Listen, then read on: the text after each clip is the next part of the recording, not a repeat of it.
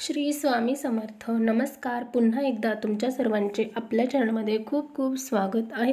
स्वामी महाराजांच्या कृपेने तुमच्या सर्व चांगल्या इच्छा पूर्ण हो, हीच मी महाराजांच्या चरणी प्रार्थना करते आणि आजच्या व्हिडिओला सुरुवात करते. आज आपण व्हिडिओ पाहणार आहोत की श्रावण महिना चालू आहे आणि या श्रावण महिन्यामध्ये आपण भगवान शंकरांची सगळेजण सेवा करत आहोत आणि आपल्याला या श्रावण महिन्यामध्ये वेगवेगळे पारायण वगैरे आपण करणार आहोत. कारण प्रत्येक जण वेळ काढून त्याच्या पद्धतीने पारायण वगैरे करत आहे. तर आता आपण या श्रावण महिन्यामध्ये लक्ष्मी प्राप्तीसाठी म्हणजेच पहा, आता आपल्या घरामध्ये आपण जर आपण श्रीहरी विष्णूंची जर सेवा केली तर आपल्या घरामध्ये लक्ष्मी माता स्थिर होत असते, हे आपल्याला सगळ्यांना माहिती आहे.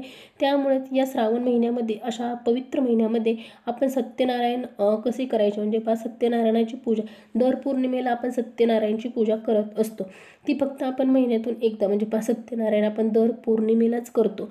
तर मग आता आपल्याला ह्या श्रावण महिन्यामध्ये अशा एक पवित्र महिन्यामध्ये आपण ह्या सत्यनारायणाची पूजा करणार आहोत.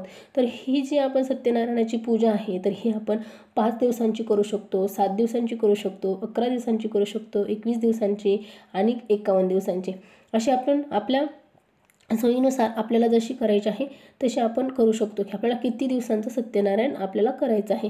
कारण हे बरेच मोठे आहे, तुम्हाला किती दिवसांपर्यंत किती करायचं आहे यानुसार आहे. कारण आता प्रत्येकजण फक्त आता श्रावण महिना चालू एवढ्यापुरतंच नाही ना, कोणी कोणी कंटिन्यू पण करतं. तर अशा पद्धतीने आता आपण लेडीज आहोत, तर आपल्या लेडीज आपल्या घरामध्ये समजा कोणी करण्यासाठी पूजा अर्चा नसेल, तर मग आता आपल्याला कसं मासिक आपली पिरियड यायच्या अगोदर आपण करून घेतो किंवा पिरियड येऊन गेल्याच्या नंतर आपण करतो.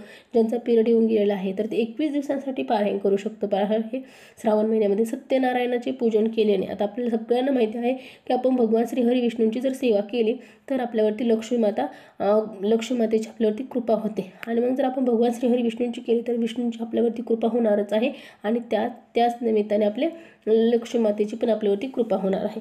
लक्ष्मी मातेची जर आपल्यावरती कृपा झाली तर आपल्यावरती जे काही कर्ज असतील किंवा आर्थिक संकट असतील किंवा आपली जी गरिबी आहे ती दूर होईल. आता मग तुम्ही म्हणाल की पहा, मग आम्हाला काम करण्याची गरजच नाही, आम्ही फक्त सत्यनारायण पूजा करतो आणि घरातच बसतो. तर असं नसतं. आपल्याला सगळ्यांना माहिती असतं की सगळ्यांना कामच करावं लागतं, कष्टच करावे लागतात, त्यानंतरच पैसे येतात.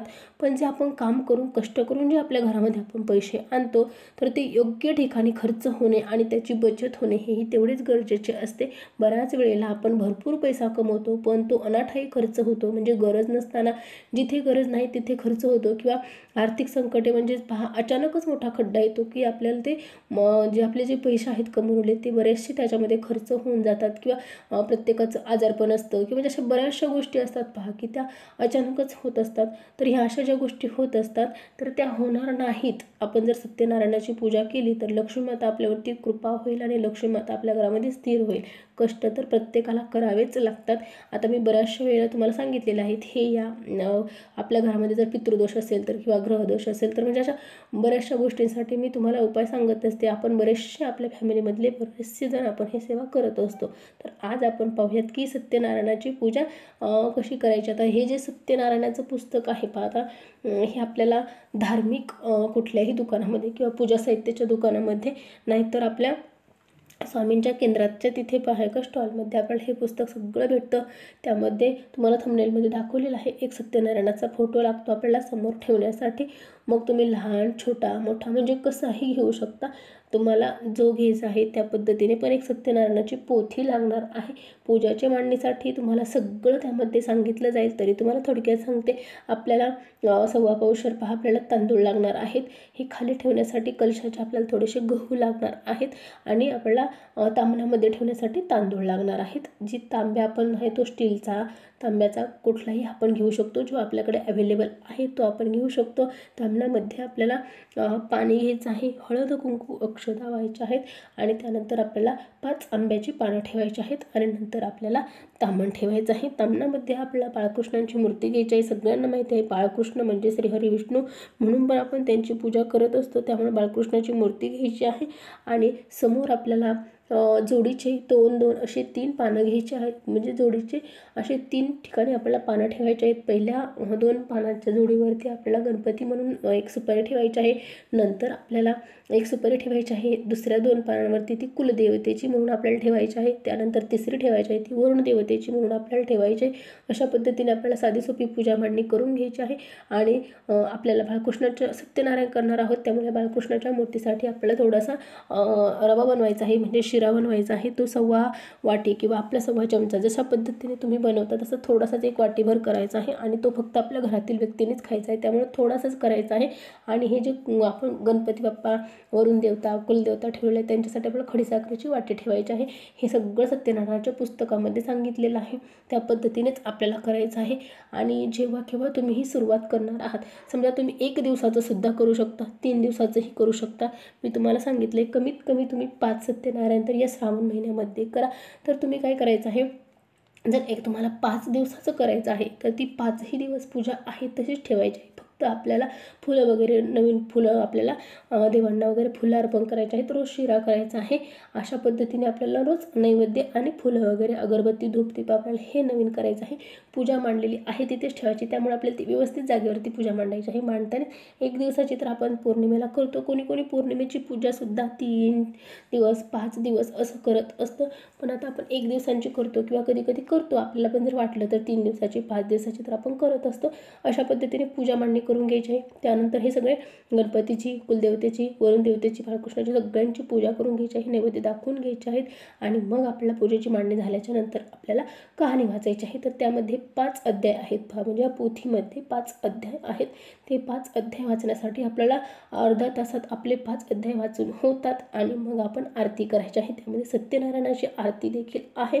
आणि तुमच्याकडे समजा आता नाहीच, तुम्हाला जर अवेलेबल पुस्तक झालं तर तुम्ही यूट्यूबवरती जरी सत्यनारायणाची कथा वगैरे लावली, पूजा मांडणी करून घेतली आणि ती कथा ऐकली तरी पण चालत. मग आपल्याला आरती वगैरे करायची आहे, धूपदीप लावायचं आहे आणि आरती करायची आहे, कापूर लावून आरती करायची आहे. आणि तुमच्या घरामध्ये जो काही तुम्ही तुमच्या जेवणासाठी नैवेद्य, म्हणजे जेवणासाठी जे भोजन बनवलं आहे तो तुम्ही नैवेद्य म्हणून पण ठेवू शकता आरतीच्या अगोदर. आणि मग तो आपण सगळ्यांनी घरातल्यांनी ग्रहण केला नैवेद्य तरी पण चालतो. अशा पद्धतीने आपल्याला साधी सोपी पूजेची मांडणी करायची आहे. त्यानंतर आपल्याला कथा वाचायची आहे, म्हणजेच पोथी वाचायची आहे आणि आरती वगैरे करायची आहे. हे तुम्ही 5 दिवस, 7 दिवस, 11 दिवस करायचं आहे, एकाच ठिकाणी ठेवायचं आहे. आणि जेव्हा आपलं सगळं होईल की माझं 5 दिवसाचं झालं, 7 दिवसाचं झालं, 11 दिवसांचं झालं, तेव्हा आपल्याला ते उचलायचं आहे. अशा पद्धतीने आपण करू शकतो. आपल्याला जसं हवं आहे, किती दिवसांचं आहे त्यानुसार आपण करू शकतो. उपवास ज्याला करायचा आहे त्यांनी करा, नाही केला तरी पण चालेल. उपवासाचं असं काही मेन नाही, फक्त आपण लक्ष्मी मातेची म्हणजे ही सेवा करायची आहे, सत्यनारायणाची, श्रीहरी विष्णूंची. ह्या सेवेचं महत्त्व सगळ्यांना माहिती आहे, कारण सगळ्यांना माहिती असल्यामुळेच आपण दर पौर्णिमेला करत असतो. पण श्रावणामध्ये करण्याला अजूनच एक महत्त्व आहे. आपल्या सगळ्यांना माहिती आहे श्रीहरी विष्णू हे निद्रावस्थेत गेलेले आहेत. आषाढी एकादशीपासून तर ते कार्तिक एकादशीपर्यंत ते निद्रावस्थेत आहेत. कार्तिक एकादशीला म्हणजे देवउठणी एकादशीला ते निद्रावस्थेतून जागे होतात. देवशयनी एकादशीला ते निद्रावस्थेत गेलेले आहेत. त्यामुळे हा चातुर्मासाचा जो कालावधी आहे यामध्ये श्रीहरी विष्णूंची जेवढी सेवा करू तेवढी कमीच आहे. त्यामुळे आपल्याला ही सेवा केलेली त्याचा आपल्याला भरभरून असा फायदा होणार आहे, म्हणजे त्याचा उपयोग होणार आहे. आपल्याला जेवढी सेवा करता येते मनापासून आणि जेवढा वेळ काढून आपण सेवा करतो तेवढी आपण सेवा केली पाहिजे. मग तुम्ही भगवान श्रीहरी विष्णूंची का सेवा करणार किंवा भगवान श्रीहरी विष्णूंची सेवा तर तुम्ही करत आहात, तर मग आता श्रावण महिना आहे तर तुम्ही आपल्या महादेवांची, शंकरांची पण सेवा करू शकता. तुम्ही कुठलेही पारायण करू शकता, शिवलीलामृत पारायण करू शकता. त्याबद्दल मी व्हिडिओ आपल्या चॅनलवरती टाकलेला आहे. आणि श्री नवनाथ पारायण कसे करावे काय त्याचा पण व्हिडिओ आहे, किंवा गुरुचरित्र व्हिडिओ म्हणजे गुरुचरित्र पारायण कसे करायचे, त्याची पूजा मांडणी कशी करायची, तोही आपल्या चॅनलवरती व्हिडिओ आहे. तरीही मी या श्रावणमध्ये तुमच्यासाठी नव्यानं मी व्हिडिओ घेऊन येईल की नवनाथ पारायण कसं करायचं किंवा गुरुचरित्र पारायण कसं करायचं या संदर्भात. आजच्या व्हिडिओमध्ये मी एवढीच माहिती घेऊन आले होते की श्रावण महिना चालू आहे आणि या श्रावण महिन्यामध्ये सत्यनारायणाचे म्हणजे सत्यनारायण कसे करायचे, सत्यनारायणची पूजा करताना म्हणजे आपण प्रदोष काळामध्ये करायची, म्हणजे एक तर सूर्यास्ताच्या आधीचा 1.5 तास किंवा सूर्यास्तानंतरचा 1.5 तास असं आपला प्रदोष काळ असतो. तर मग तुम्ही 4च्या नंतर कधीही करू शकता, की 8-9 वाजेपर्यंत तुमच्या जेवणाच्या वेळेपर्यंत तुम्ही कधीही हे करू शकता. तुम्ही पौर्णिमेच्या वेळेला पण करू शकता किंवा मग आत्ता पण करू शकता. तुम्हाला जसं शक्य होईल त्या पद्धतीने तुम्ही करायचं आहे. रोज एक वेळ ठेवायची. जर जास्त दिवसांचं जर करत असाल तर रोज एक वेळ ठेवायची. अशा पद्धतीने तुम्हाला या श्रावण महिन्यामध्ये सत्यनारायण पारायण करायचे आहेत. सत्यनारायणाची पूजा अर्चा करायची आहे. चला तर मग भगवान श्री हरी विष्णूंचीही तुमच्या घरावरती अखंड कृपा राहील आणि लक्ष्मी मातेचीही तुमच्या घरावरती अखंड कृपा राहील. झालेली सेवा मी महाराजांच्या चरणी अर्पण करते. तुम्हाला जर व्हिडिओ आवडला असेल तर नक्की व्हिडिओला लाईक करा, शेअर करा आणि चॅनलला सबस्क्राईब करा, जेणेकरून मी जे काही नवनवीन व्हिडिओ बनवत आहे ते सर्वप्रथम तुमच्यापर्यंत येऊन पोहोचतील आणि असा एकही व्हिडिओ होणार नाही की जो तुम्ही पाहिला नाही. चला तर मग पुन्हा भेटू अशाच नवीन छान छान माहितीपूर्ण व्हिडिओसोबत. तोपर्यंत श्री स्वामी समर्थ. जय जय स्वामी समर्थ.